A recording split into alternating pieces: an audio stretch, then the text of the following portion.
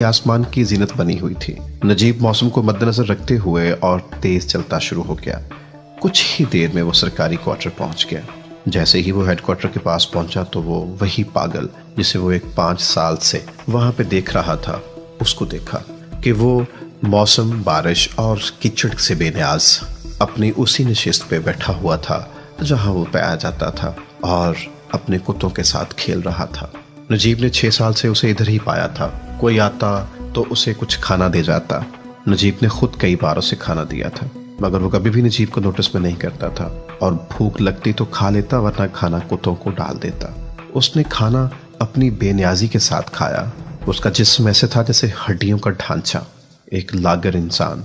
उसके जिस्म के ऊपर कपड़े भी उतने ही हुआ करते थे जितना कि उसका लिबास उसके जिस्म को ढांप सके, और ये भी लाशौरी तौर पे उसने ढांप रखा था, वरना वो कहाँ कैसे पड़ा हुआ किसी को इसको कोई होश नहीं हुआ करती थी। हर चीज से बेनियाज दिखाई देने वाला वो शख्स, वो पागल, वो हर मौसम से बेनियाज रहता था। शायद उसे कभी बुखार, कभी गर्मी, कभी धूप, कभी ठंड, कभी छांव का एहसास हुआ ही नहीं था। वो 24 घंटे वहीं पड़ा रहता था। मैं सोचता हूँ कि शायद वो पागल ही असल पागल है, और पागलपन की जिंदगी भी इस तरह ही होनी चाहिए, हर चीज से बेनियाज होकर। नजीब ने पहले पहल तो उससे दूरी अख्तियार किए रखी कि पागल है, कहीं कोई नुकसान न पहुंचा दे, मगर आहिस्ता आहिस्ता उसने उससे रगबत अख्तियार करना शुरू कर दी। नजीब खुद एक हसास अदारे से ताल्लुक रखता था जहां वो अपने दोस्तों से भी दूर रहता था। उसके बावजूद वो इस पागल के बारे में सोचता रहता था। वो खुद पाकिस्तान के एक हसास अदारे में बतौर ड्राइवर ड्यूटी कर रहा था। सिर्फ ड्राइवर ही नहीं था, बल्कि रा जैसी गंदी इंडियन एजेंसी का एजेंट था, और बड़ी मुश्किल से यहाँ आकर पैसे के जोर पर कुछ काली भेड़ों को खरीद कर उनको लालच देकर ड्राइवर जैसी आम नौकरी हासिल की थी। मगर इस अदारे के अंदर आम ड्राइवर को भी रखने के लिए बड़े इम्तिहानों से गुजरना पड़ता है। अपने वतन से मोहब्बत का इजहार करना पड़ता है, क्योंकि वो पहले से ही ट्रेंड था और 2 कामयाब मिशंस करके आया था। बआसानी उसने ये नौकरी हासिल कर ली। वो यहाँ पर हमारे एटमी हथियारों की इंफॉर्मेशन लेने और उनकी ताकत जांचने के लिए आया था कि कहाँ कहाँ रखे हैं और किस पोजीशन में है और इनकी कितनी ताकत है और उनके क्या क्या कोड्स हैं जो ये इस्तेमाल किए जाते हैं। अब 6 साल गुजर चुके थे और उसका टारगेट करीब ही था। उसका एक दोस्त मेडिकल स्टोर में भी लगा हुआ था, वो भी एजेंट था। वो उसकी मावनत के लिए हर वक्त उसके सामने रहता था, और उसने उसको बता दिया था कि तुम्हारी मतलूबा मेडिसिन जो है वो इस वक्त दफ्तर में आ चुकी है और हमारा मिशन कंप्लीट हो चुका है। वो सिर्फ रात के होने का इंतज़ार कर रहा था। बड़ा बेचैन था कि ये मेरा तीसरा 100% क्लियर जो मैं टारगेट है वो अचीव करने जा रहा हूँ। बड़ी सोच विचार के साथ, बड़ी रात की गहराई को देखते हुए उसने उस मुकाम पे पहुंचने की कोशिश की कि किस तरह से मैं आज ये डॉक्यूमेंट्स अपने हाथ कर लूँ। रात का इंतजार उसे और बेचैन करता जा रहा था।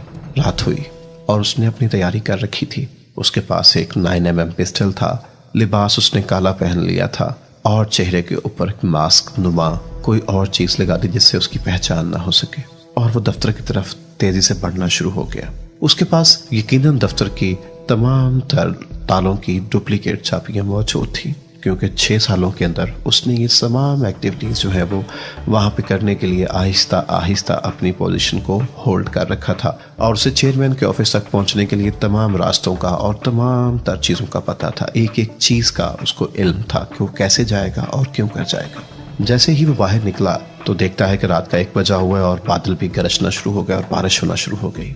उसका काम और आसान हो गया, क्योंकि अब रास्ते में उसको कोई भी गाड़ी, कोई भी राहगीर नहीं मिल रहा था। हर कोई मौसम की खराबी की वजह से अंदर घुसा हुआ था।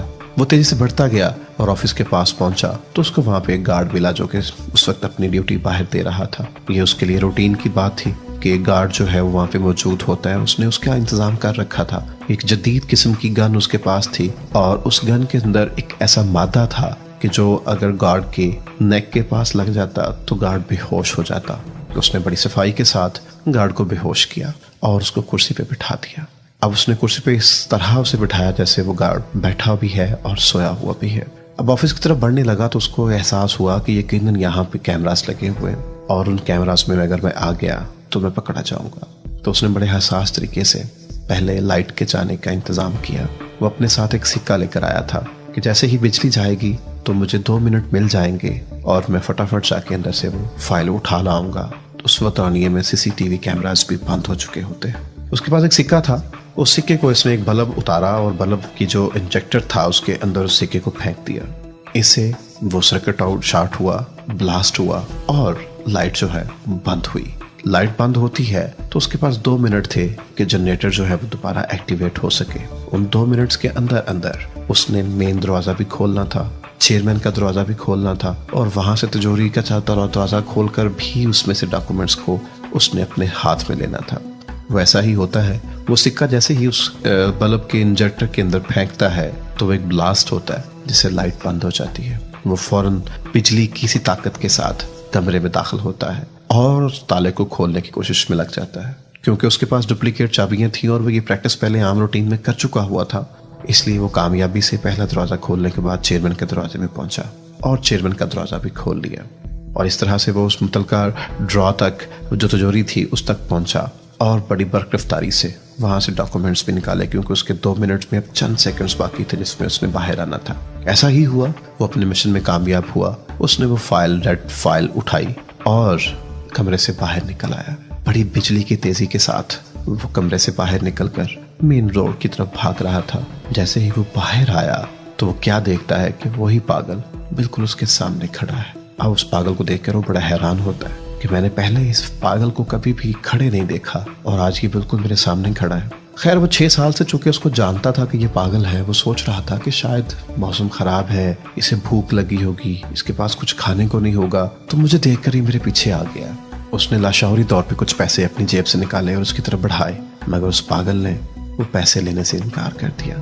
उसकी आंखें फोकस थी उस फाइल के ऊपर जो उसके हाथ में पकड़ी हुई थी। अब उसने कुछ और पैसे देना चाहे और सोचा कि शायद पागल कुछ और डिमांड कर रहा है। अब तक उसके ज़हन में ये बात नहीं आई थी कि ये शख्स मेरे साथ क्या करेगा। वो फिर और कुछ पैसे निकालता है, मगर इस बार पागल उससे पैसे पकड़ता है और झटक देता है।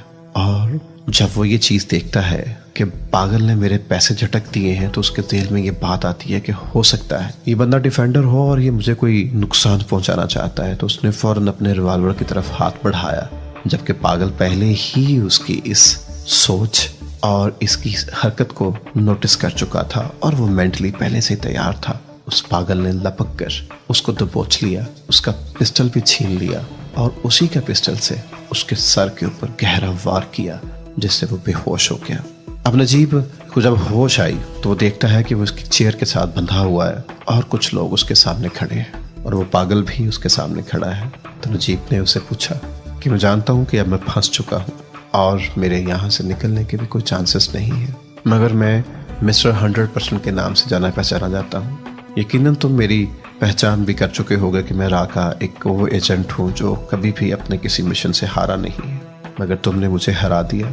तुम मुझे मार दोगे ये मैं जानता हूँ, मगर एक बात बताओ, तुम हो कौन जिसने मेरे जैसे तेज तराज और 100% इंसान को हरा दिया? कि तुमने मेरे सारे प्लान को जो मैंने 6 साल लगा दिए उस प्लान को कामयाब करने में चंद सेकंड्स में मिलिया मेट कर दिया, ढेर कर दिया। तुम हो तो हो कौन? तो उस पागल ने कहा, मैं पागल हूँ, तुम जानते हो, मगर कितना पागल हूँ तुम ये नहीं जानते थे, और किसके लिए पागल हूँ तुम ये भी नहीं जानते थे।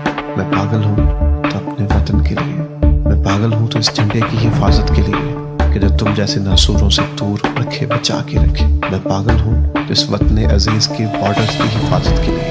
मैं पागल हूँ तो उम्मत मुसलमान की हिफाजत के लिए पागल। मैं जुनूनी हूँ तो सिर्फ उसकी हिफाजत के लिए जुनूनी। मैं पाकिस्तान हूँ, मैं पाकिस्तान का सिपाही हूँ और मुझे फख्र है ये बात कहने में कि मैं ISI हूँ। ये वकालत होने के बाद पागल ने उसको अपने अफसरान के हवाले किया और फिर वहां से चला गया।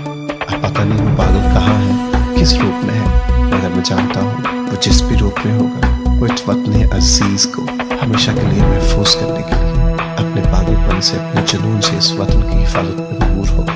पाकिस्तान जिंदाबाद।